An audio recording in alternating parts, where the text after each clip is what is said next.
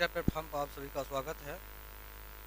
ये प्रथम वर्ष के प्रथम सेमेस्टर में हम लोग आज पढ़ेंगे इतिहास विषय का ये प्रथम चैप्टर, जहाँ से हमको स्टार्ट करना है। सबसे पहले हम लोग पढ़ेंगे इतिहास के बारे में। इतिहास क्या है और इतिहास के जानने के प्रमुख स्रोत कौन कौन से हैं, क्योंकि यहीं से स्टार्ट होता है। देखिए, प्राचीन भारतीय इतिहास के जानने के कई स्रोत हैं, लेकिन सबसे पहले हमको इतिहास विषय को जानना होगा कि इतिहास किसे कहते हैं। जो निश्चित रूप से ऐसी घटनाएं घटित होती हैं जिसके बारे में प्रमाण उपलब्ध होते हैं, उनको हम इतिहास कहते हैं। उसके बाद से इतिहास जानने के हम लोग प्रमुख स्रोतों के बारे में जानेंगे। लेकिन प्राचीन काल का जो दौर रहा है, प्राचीन काल में इतिहास शब्द परिभाषित नहीं था। पहले लोग एक दूसरे का परिचय प्राप्त करना ही इतिहास समझते थे और एक दूसरे का परिचय प्राप्त करने के लिए ही इतिहास शब्द का प्रयोग करते थे।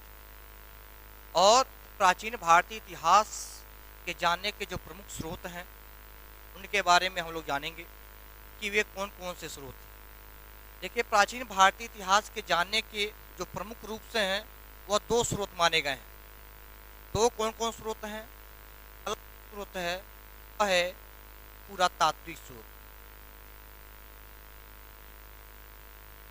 पुरातात्विक स्रोत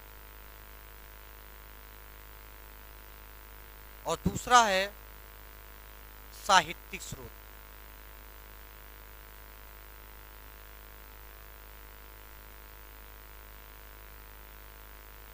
यानी इन दोनों स्रोतों के आधार पर हम इतिहास का पता लगाते हैं कि यह जो घटनाएं घटित हुई हैं वह निश्चित रूप से किस काल खंड में घटित हुई हैं, किसके समय में घटित हुई हैं, उसका क्या प्रमाण है, यह सारी चीज़ें उपलब्ध होती हैं।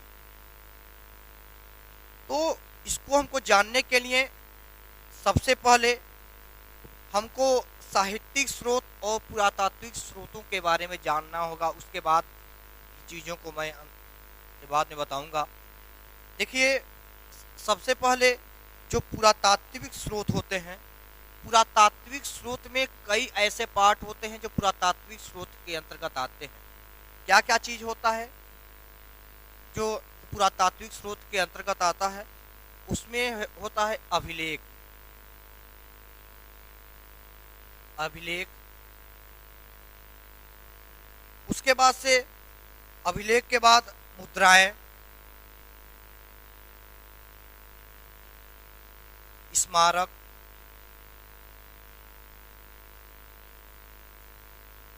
मोहरें,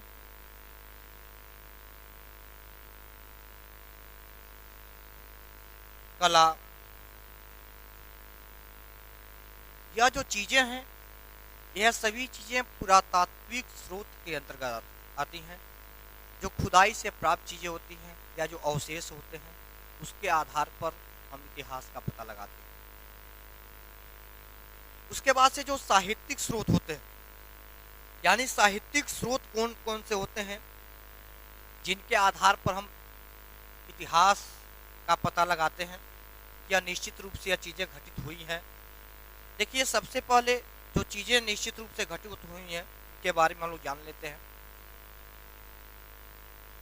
देखिए, साहित्यिक स्रोत के अंतर्गत आता है धार्मिक साहित्य। धार्मिक साहित्य, उसके बाद से ब्राह्मण ग्रंथ,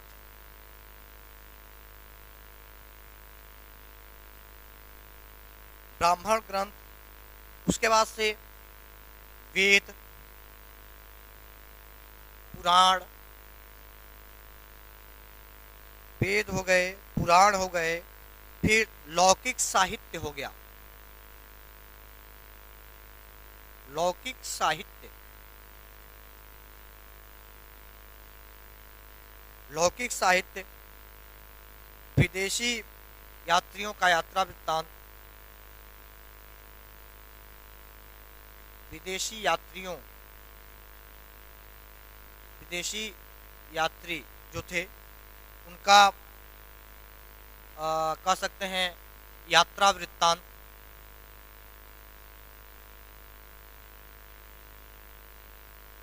उसके बाद से कुछ ऐसी चीज़ें होती हैं जो कल्पना करके यानी जो कहानियों के माध्यम से उनको प्राप्त होती हैं, जिसको हम कल्पना प्रधान साहित्य कहते हैं, जिसको हम कल्पना प्रधान साहित्य कहते हैं। यानी यह जो दोनों स्रोत हैं, यानी अगर हमको साहित्यिक स्रोत के आधार पर भी किसी के बारे में जानकारी प्राप्त करना है तो धार्मिक साहित्य हैं, एक ब्राह्मण ग्रंथों के माध्यम से, वेद पुराणों के माध्यम से हमको जानकारी प्राप्त हो सकती है। इसके साथ साथ जो वेद पुराण है, ठीक, लौकिक साहित्य हैं, विदेशी यात्रियों का जो यात्रा वृत्तांत है उसके आधार पर भी हमको जानकारी प्राप्त हो सकती है। तो सबसे पहले जो हम लोग पढ़ेंगे वह है अभिलेख। अभिलेखों के बारे में देखिए, सबसे पहले मैं आप लोगों को पुरातात्विक स्रोत के बारे में बता दे रहा हूँ कि पुरातात्विक जो स्रोत हैं वे क्या क्या चीज़ें हैं। देखिए, जो खुदाई से प्राप्त चीज़ें हैं और ऐसी जो सामग्री है उसका विशेष महत्व होता है, क्योंकि हम जानते हैं कांस्य भारतीय धार्मिक या पौराणिक जो ग्रंथों की जो रचना होती है वह आज भी विवाद का विषय बना हुआ है।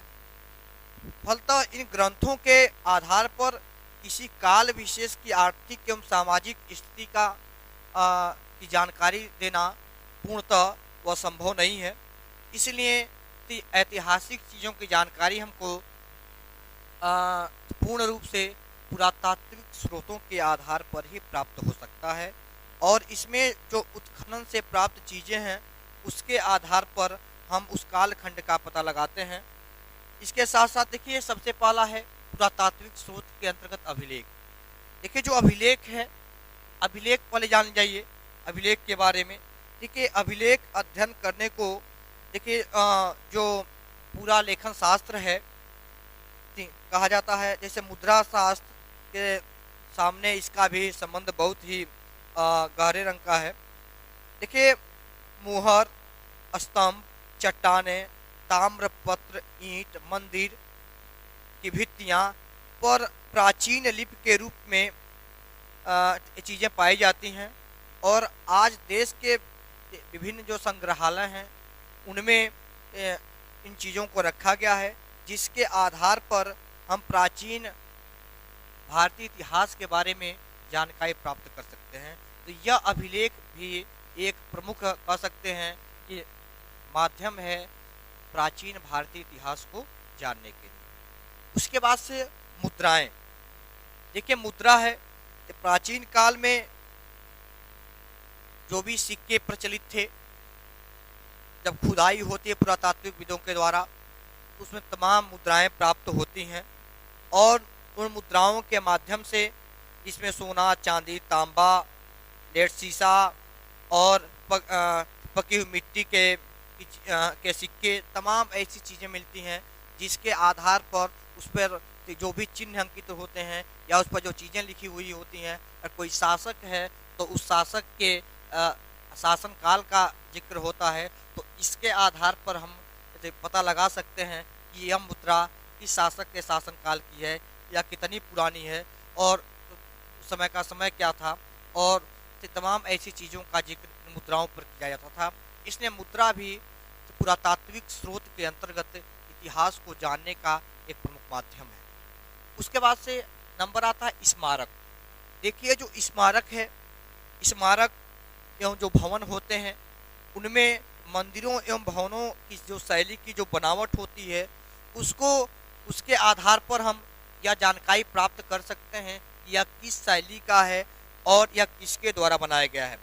जैसे सर्वप्रथम 6वीं शताब्दी में दक्षिण भारत के मंदिरों को बनाने की जो प्रक्रिया प्रारंभ हुई थी, और भारतीय मंदिरों की बनावट के दृष्टिकोण से उत्तर भारत की जो शैली है, जैसे नागर शैली है, तो हमको कैसे पता चलता है कि नागर शैली है?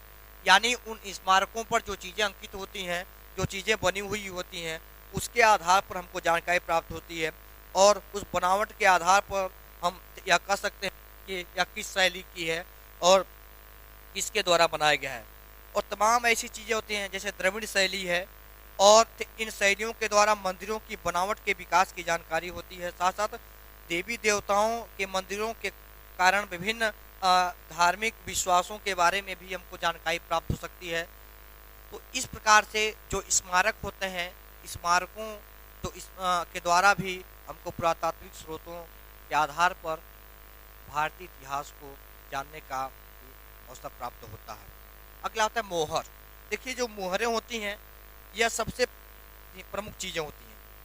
और देखिए जो मोहर होता है उसके बारे में सभी लोग जानते हैं कि मोहरों पर जो चीज़ें अंकित होती हैं, लिखी रहती हैं, तो यह पता चलता है कि यह मोहर किसके शासनकाल का है, और जो भी उस पर चित्र अंकित होता है या डेट लिखा रहता है तो उसके आधार पर भी हमको जानकारी प्राप्त हो सकती है। जैसे मोहर जो होता है वह प्रमाण होता है किसी चीज़ का, तो उसी के आधार पर हम प्राचीन भारतीय इतिहास को जानने के लिए मोहरों का भी प्रयोग करते हैं। और जो विभिन्न संग्रहालय हैं उन संग्रहालयों में मोहरों को रखा गया है आज भी, जिसके आधार पर हमको इतिहास के बारे में जानकारी प्राप्त हो सकती है। तो इस प्रकार से यह जो पुरातात्विक स्रोत है, इसके साथ साथ जो कला का विकास होता है। देखिए कला, जैसे हमको मान लीजिए 5वीं या 6वीं शताब्दी में इतिहास के बारे में जानना है, तो जैसे हमको गुप्त काल के बारे में जानकारी प्राप्त करना है, तो गुप्त काल में जो भी कला का विकास हुआ, तो उस कला के विकास के आधार पर भी हमको जानकारी प्राप्त हो सकती है कि यह किसके शासनकाल का है और यह किसके द्वारा बनाया गया है।